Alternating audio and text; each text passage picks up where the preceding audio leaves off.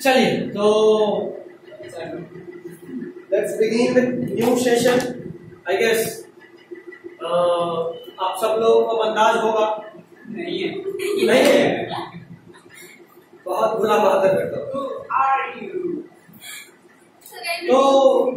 आज हम लोग स्टार्ट करेंगे क्लास 12। अगर हम बात करें ओवरऑल क्लास 12 सिलेबस का तो ये 11 से छोटा है। ठीक है, 11 से छोटा है, ये बहुत छोटा है, थोड़ा थोड़ा नहीं बहुत छोटा है। 11 जहाँ 22 चैप्टर्स का था ये सिर्फ 16 चैप्टर्स का है। नहीं आधा तो नहीं, 50% से कम नहीं है।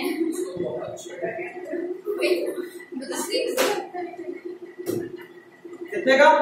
16 चैप्टर। इस 16 में से आखिरी का 4 चैप्टर इकोलॉजी पढ़ना है, बिल्कुल पढ़ना है, लेकिन इकोलॉजी यानी एनवायरमेंट के बारे में पढ़ना है, इकोसिस्टम पढ़ना है, carbon cycle, phosphorus cycle, nitrogen cycle, जो आप पहले भी पढ़ चुके हो वही सब कुछ वापस एक बार रिपीट होगा। फिर इन्वायरमेंटल इश्यूज ये सब आएगा, हम लोग पढ़ेंगे इसको। हाँ क्लास में इसको लाइव करके करेंगे। हाँ लास्ट में बस एक बात का ख्याल रखिएगा, ये इसमें से जो 4 चैप्टर है ना इकोलॉजी का,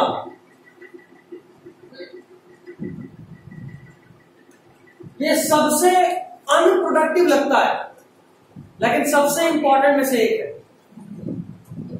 कारण सीधा सीधा क्वेश्चन बनेगा, सीधा सीधा आंसर आएगा, है ना, तो इसलिए ये आसान होगा। इसके अलावा 3 चैप्टर ऐसा है जो शुरू होने से पहले ही खत्म हो जाएगा। 3 क्या 4 दो। जैसे ये चैप्टर जो अभी स्टार्ट करेंगे आज, बायोलॉजिकल रिप्रोडक्शन इन ऑर्गेनिज्म, 4 से 5 क्लास का चैप्टर है। उसी तरह माइक्रोब्स इन ह्यूमन वेलफेयर 3 से 4 क्लास। बायोटेक्नोलॉजी का 2 चैप्टर है और ये रिकॉर्ड है, पिछले 3 साल से हम 2 चैप्टर को मुश्किल से 5 दिन में पढ़ा रहे हैं। 2 चैप्टर मिला के 5 दिन, घंटे का घंटे में 1 घंटे का होता 40-50 मिनट। ठीक है, फिर स्ट्रेटजीज, अच्छा सुनिए एक मिनट और, रिप्रोडक्टिव हेल्थ में 5 class, strategies for enhancement of food production में 5 क्लास।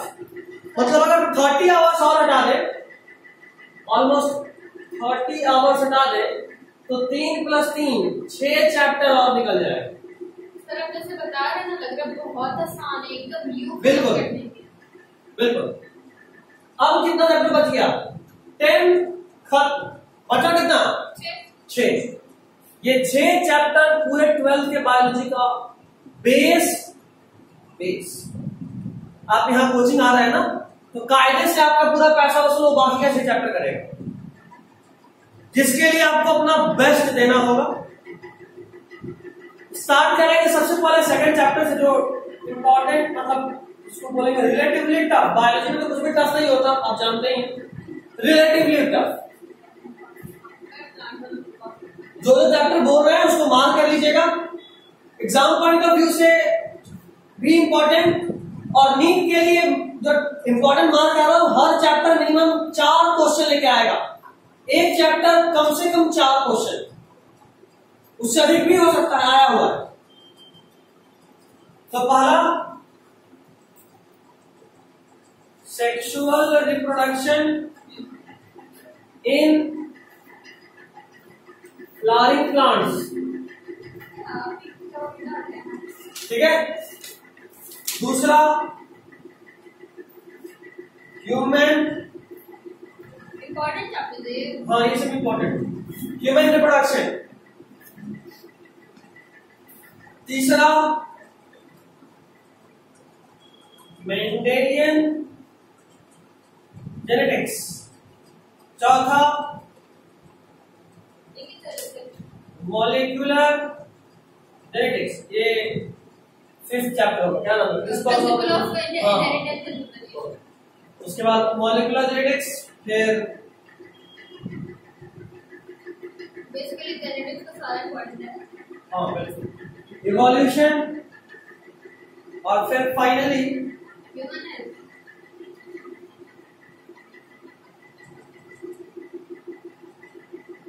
That's it.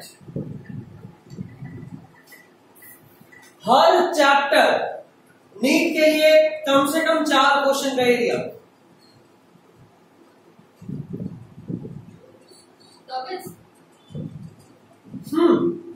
90 में से 20 से 30 क्वेश्चन, 20 से 30, 24 आ रहा है, बट इन जनरल बात करें तो कई बार एक क्वेश्चन कम ही आ गया, लेकिन फिर भी कम से कम इन 6 चैप्टर से 20 से 30 क्वेश्चन।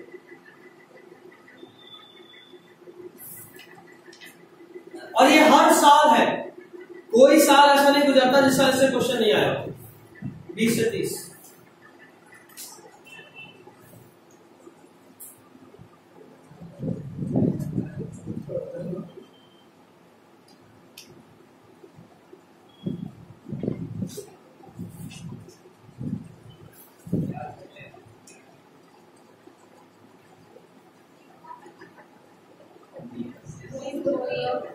हो गया यहाँ तक?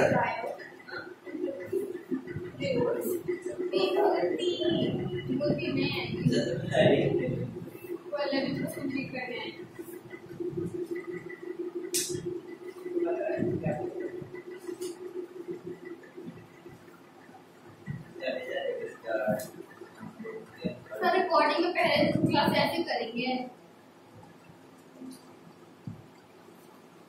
हो गया?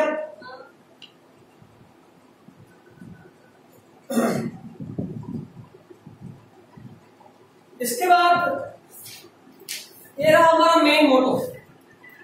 जैसा कि आप 11th पेटीएम को देखे जानते हैं, हमारा मेन फोकस नीट होता है, बोर्ड हमारा सेकेंडरी फोकस होता है। पहले नीट नहीं हो पा रहा है तो बोर्ड सोचिए, पहले नीट। ठीक है, आप सब जानते हैं नीट का इंपॉर्टेंस, नीट का कट ऑफ, सब कुछ का आपको आइडिया है। आपको अच्छा खासा आइडिया है कि नीट का कट ऑफ अभी के टाइम में 620 मार्क्स आता है ना? In for general it is 620। अगर आप ओबीसी हैं तो 615 मान लीजिए, ज्यादा घटा दिए 650। और अगर SC ST में आए तो 570 580। ठीक है, यही 20-30 नंबर का आंसर है। कोई बात नहीं, सर को सबसे ज्यादा लगता है। यहाँ तक ठीक है। दूसरी बात, ये टारगेट करके चलेंगे चाहे किसी भी कैटेगरी के हो, ताकि अगर आपके पास कैटेगरी है तो इसमें और अच्छा कॉलेज मिल जाए, है ना? अगर मान लो गलती से एक आध गलती भी हो गया फिर भी नीट निकल जाए। 6-20 मिनिमम टारगेट होना चाहिए, मिनिमम, उससे कम तो मिलेगा ही। वैसे अगर और अच्छे से बोले तो आपका टारगेट ये होना चाहिए। अरे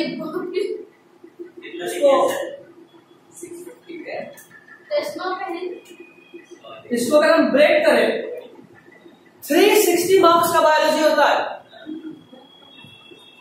320 मार्क्स बायोलॉजी होता है। कितना मार्क्स बच गया? और ये मिनिमम बोल रहा हूं, दिस इज मिनिमम। अगर आपका फिजिक्स केमिस्ट्री वीक है तो और ज्यादा होगा, धन्यवाद। अगर आपका फिजिक्स केमिस्ट्री वीक है तो आपको और ज्यादा आना पड़ेगा। तो खैर 620 मिनिमम बायोलॉजी में आ रहा है, फिजिक्स में 160 लाइए, केमिस्ट्री में 170 लाइए। आराम से बोल रहे हैं। वैसे ये बहुत मुश्किल है। 180 10 मार्क्स का 320 चलो इसको बढ़ाओ फिर।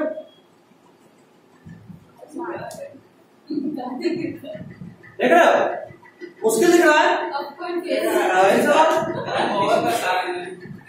ये हो सकता है, इधर सुन, ये हो सकता है बायोलॉजी। फिजिक्स एक कितना फिजिक्स कितना है? 160 180।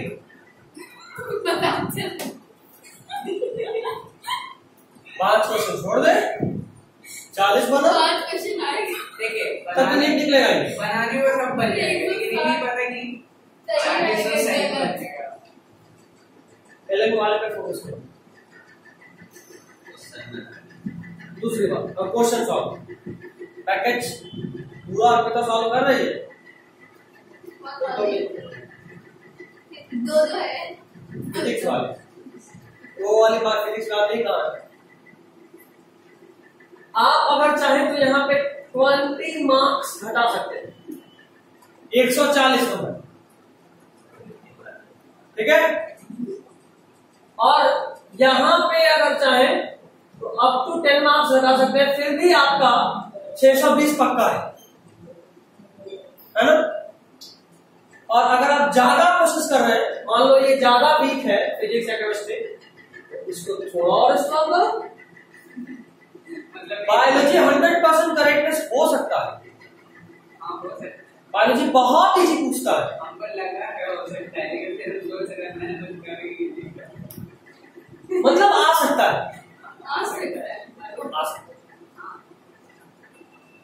एक और तरीका जो आप यहाँ पे सोच सकते हो नीट के लिए, कि जब आप क्वेश्चन सॉल्व करने पे आए हुए तो क्वेश्चन छोड़ना प्रेफर करो नेगेटिव करने के मुकाबले।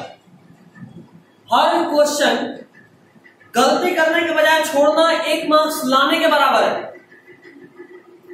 क्वेश्चन जो नहीं आ रहा है उसको गलती बनाने के बजाय उसको छोड़ना 1 मार्क्स लाने के बराबर। -1 ही ना है सर, नेगेटिव मार्किंग। हाँ। और एक और बात आप वैसे भी सोच सकते हैं एकदम साफ साफ, कि अब जो लोग 12th में है दे रहे हैं, कुछ लोग रिपीटर्स में भी ज्वाइन करें क्लास, जो पहली बार टारगेट ज्वाइन कर रहे हैं, आपके पास मुश्किल से 2 चांस है। अगर आप ड्रॉप करके कायदे से नीट में लगना चाहते हैं, मुश्किल से 2, एक बार अभी, एक बार 1 और साल के बाद। अगर रिजल्ट बहुत अच्छा हो गया, एक बार 10 नंबर 20 नंबर 50 नंबर से चुप हो गए, तो मैं भी एक मौका, दैट्स इट, उसके बाद नहीं। और नहीं तो एक और ये होगा कि आपको ग्रेजुएशन में एडमिशन करा दिया जाएगा, एक साइड से आप उधर पढ़िए और उधर वही रखिए।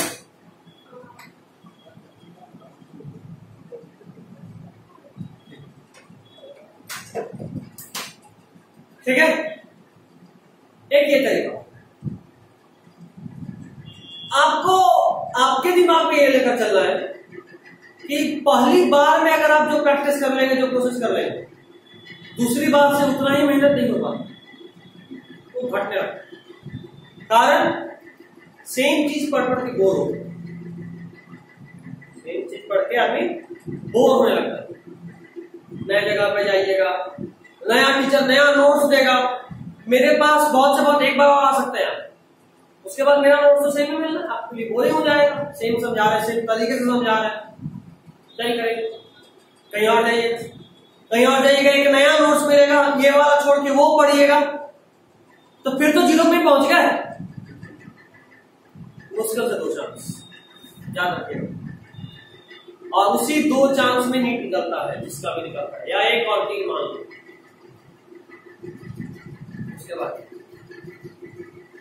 उसके बाद नहीं निकलता। आपका प्राइम मोटो जो चल रहा है चलने दीजिए, कोई बड़ा चेंज का जरूरत नहीं है, अपने आप को रूटीन में ढालिए। 10 आवर्स सेल्फ स्टडी मोड पे आइए, कोचिंग के अलावा 10 घंटा, जो लोग स्कूल भी करते हैं आप लोग 6-7 घंटा, मतलब परिवार छोड़ना पड़ता, सिंपल बात, परिवार छोड़ना पड़ता। कोई फेस्टिवल्स नहीं होता जो लोग ठीक करते हो, कुछ नहीं होता। और ये बहुत जरूरी एस्पेक्ट है। अभी होली के 3 दिन की छुट्टी में कुछ नहीं बदला, सिवाय एक चीज के कि आज पढ़ने का मन नहीं कर रहा, दैट्स इट।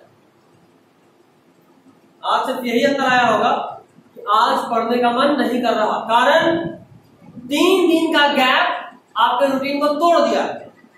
3 दिन आप घर में बैठे रहे, कोई काम नहीं था, आप बोर हुए, आप सोए, और 3 दिन में आपका रूटीन अब ऐसा बन गया कि आज भी आप बोर्ड फील कर रहे हो, बजाय उसके कि एक्साइटेड होने के। एक्साइटेशन नहीं आता है जब आप एक रूटीन में ब्रेक लेकर वापस आते हैं। लगता है मन ज्यादा मजा आता है, कितना मस्त सोए हुए थे, मौसम में भी वैसा ही नींद वाला, आलस वाला, है ना। वैसे कोई ये बता सकता है कि अभी के मौसम में नींद या आलस ज्यादा क्यों आता है? गर्मी में ही तो और आलस आता है, ठंड में आलस आता है।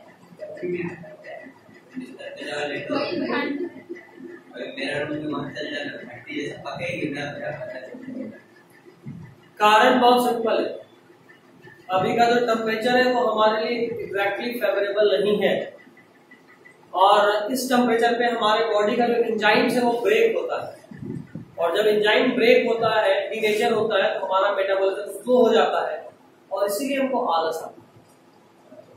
आलस आना कोई बहुत बड़ा बात नहीं, इट्स क्वाइट कॉमन, लेकिन काम तो करना है ना। तो आपका प्राइम मोटो एक नया सेशन, एक नया शुरुआत। बैकलॉग्स क्लियर करने के लिए आपके पास अब समय नहीं है, बट फिर भी आप अपने साइड से कोशिश कर सकते हैं। ट्राई योर लेवल बेस्ट कि आप अपना बैकलॉग खत्म कर पाए, समझे। दूसरा बात, कभी भी किसी भी हालत में अभी एक नया बैकलॉग तैयार मत करें। पूरा साल पड़ा है, इस बार का सेशन हर हालत में अगला 6 महीने में खत्म हो जाएगा। मतलब अप्रैल, मई, जून, जुलाई, अगस्त, सितंबर, दैट्स इट, हर हालत में खत्म हो जाएगा। हाँ, उसके बाद छुट्टी, टेस्ट, रिवीजन के लिए बेबी क्लास, बट टेस्ट के अलावा हर वक्त जब रिवीजन के लिए लोग बात करेंगे तो लोग ऑनलाइन मिलेंगे, लाइव। टेस्ट ऑफलाइन मिलेंगे, क्योंकि डाउट्स कई बार होता है, आप यहाँ आए, हम पूछे क्या डाउट है, कुछ नहीं था, तो क्या क्यों ही टाइम पास कर रहा है। जिसको डाउट है वो जब बोलेगा उसी दिन का उसी दिन घर पे, जब रात में, दिन में, कभी भी क्लियर कर देंगे, ठीक है। बायोलॉजी में इकोलॉजी को छोड़कर बाकी सारा कुछ हम लोग ऑफलाइन पढ़ेंगे, ठीक है। 4 चैप्टर आखिरी का, और फिजिकल ऑफलाइन लेक्चर है, बट फिर भी हमारे पास बहुत समय है। इकोलॉजी के लिए भी हमारे पास समय है, बट उसको हम लोग ऑफलाइन इसलिए नहीं कर रहे क्योंकि वो इतना बोरिंग टाइप का हो जाता है क्लास, कि क्लास में 2-4 लोग सो जाते हैं। इकोलॉजी बोरिंग, थोड़ा बोरिंग, तो हम ऑनलाइन में छोटा छोटा सा लेक्चर करके कोशिश करें, 20 मिनट, आधा घंटा का, ताकि क्लास बोरिंग नहीं हो। आधा घंटा चला जाता है, ऑफलाइन मिलेंगे तो कम से कम 1 घंटा पढ़ना पड़ेगा, नहीं हो पाता, इसलिए इकोलॉजी ऑनलाइन, बाकी सारा कुछ ऑफलाइन, ठीक है। और एक और बात था कि रमजान में वीकडेज ऑनलाइन होगा, क्योंकि इतने गर्मी में किसी को भी बुलाना सही नहीं है। संडे को सुबह में बुलाएंगे और ऑफलाइन क्लास होगा, मतलब एक मंथ में आपके पास 12 क्लासेस होता है। उस 12 क्लास में आप 12 आवर्स के हिसाब से बात करें तो 8 आवर ऑनलाइन पढ़ेंगे लाइव सेशन में, that will be live session. हाँ, अभी 4 का कोई जरूरत नहीं, ठीक है। चलिए, आई गेस जो मुझे समझाना था, बताना था, हो गया। पहला क्लास है, बहुत लोग नए बच्चे जो आज नहीं आ पाए, बाद में आएंगे, उनके लिए कुछ डेमो के तौर पे पढ़ाई भी करना जरूरी है। समझाया भी नहीं है बायोलॉजी में, उसको भी पता चले क्या सा पढ़ाई होता है बायोलॉजी। इस बार एक बात एकदम क्लियर कट कर दें, क्लास में टाइम पास नहीं चलेगा। मतलब अगर आप क्लास में आ रहे हैं तो आपको पढ़ना ही पड़ेगा। हम स्ट्रिक्टली पेश आएंगे इस बार, 2 वाला बोर्ड है, और दूसरा 11th कुछ ज्यादा ही कैजुअली गुजर गया, आपके भरोसे। हम पढ़वाए ज्यादा नहीं है, इस बार हम पढ़वाएंगे। आपको मेरा डेली का डेली याद करके आना पड़ेगा, ठीक है। और रिजल्ट बिहार बोर्ड का तो देख लीजिए सब लोग, देखे ना, बिहार बोर्ड का देख लीजिए। बिहार बोर्ड में 499 वगैरह नहीं आता है क्या? नहीं, बिहार बोर्ड में 499 नहीं है। आ गया तो बिहार बोर्ड वाला इंटरव्यू के लिए अलग से बुला लेता है। आया था एक बायो 499 नहीं आया था, वो कल्पना को आया था, कल्पना कुमारी 2 साल पहले आया। वो नीट की यार ऑर्डर 1 में थी। पेपर में आया था, वो यूपीएससी की तैयारी के लिए बोल रही थी। मम्मी मेरे को फोटो दिखा रही थी।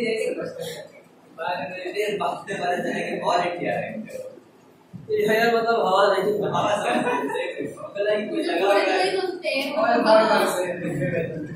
यार है कि सब लोग बचपन में यही सोचता, हम भी अपने टाइम में यही सोचते। यार का मतलब क्या होता है? मतलब हवा। अच्छा नंबर ऐसे हवा में उड़ा था।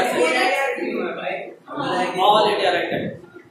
ओके, तो चलिए स्टार्ट करते हैं हमारा नया चैप्टर।